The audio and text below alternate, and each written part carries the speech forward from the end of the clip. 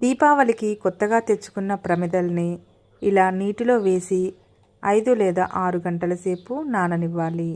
ఇలా ఎందుకు చేస్తామంటే, నీటిలో నానపెట్టడం వల్ల మట్టిలోని సూక్ష్మరంధ్రాలు నీటితో నిండిపోతాయి. తద్వారా అవి నూనెను పీల్చుకోవు. నానపెట్టిన దీపాలను ఉపయోగించే ముందు పూర్తిగా ఆరనివ్వాలి. అలా ఆరకుండా తడి దీపంలో నూనె పోస్తే సరిగ్గా మండదు.